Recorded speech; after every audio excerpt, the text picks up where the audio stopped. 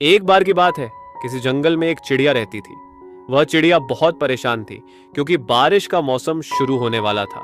उसे अपने बच्चों के लिए घोंसला बनाना था और इसके लिए वह एक अच्छे पेड़ की तलाश कर रही थी। एक दिन जब वह पेड़ की तलाश में जंगल से गुजर रही थी, उसे नदी के किनारे दो पेड़ दिखाई दिए। वह पहले पेड़ के पास गई और उससे कहा, ऐ पेड़, तुम्हें पता है कि बारिश का मौसम शुरू होने वाला है। क्या मैं अपने बच्चों के लिए तुम्हारी टहनियों पर घोंसला बना सकती हूँ? पेड़ ने चिड़िया की बात सुनकर उसे घोंसला बनाने के लिए मना कर दिया। फिर वह चिड़िया दूसरे पेड़ के पास गई और उससे भी वही अनुरोध किया। दूसरा पेड़ उसे घोंसला बनाने के लिए मान गया। चिड़िया खुशी खुशी अपने बच्चों के लिए उस दूसरे पेड़ पर घोंसला बनाने लगी और वहां रहने लगी। कुछ समय बाद जब बरसात का मौसम शुरू हुआ, बहुत तेज बारिश होने लगी और नदी का जलस्तर बढ़ गया। इस कारण पहला पेड़ जड़ से उखड़कर नदी में बह गया। यह देखकर चिड़िया ने बहते हुए पेड़ से हंसते हुए कहा, जब मैंने तुम्हारी टहनियों पर घोंसला बनाने के लिए पूछा था तो तुमने मना कर दिया था।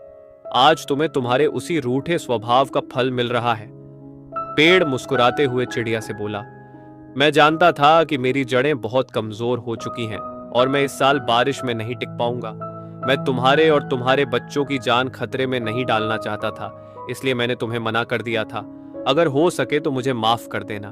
यह कहते हुए पेड़ नदी में बह गया। इस कहानी से हमें यह सीख मिलती है कि किसी के इनकार को उसकी कठोरता मत समझिए। क्या पता कि उसके इस इनकार में आपका भला छुपा हो। जैसे कि हमारे माता पिता हमें बहुत सी जगह जाने से मना करते हैं, लेकिन वे हमेशा हमारा ही भला चाहते हैं। हम किसी की परिस्थिति को नहीं समझते और उसे बाहर से ही जज करना शुरू कर देते हैं। इसीलिए कहा जाता है कि डोंट जज a book by its cover, अर्थात किसी भी पुस्तक को उसके कवर से मत जज करो जब तक आप उसे पढ़ना शुरू न करें। किसी भी इंसान को बाहरी रूप से देखकर बुरा मत कहो, क्योंकि आपको नहीं पता होता कि उसकी जिंदगी में क्या चल रहा है और वह किस परिस्थिति से गुजर रहा है।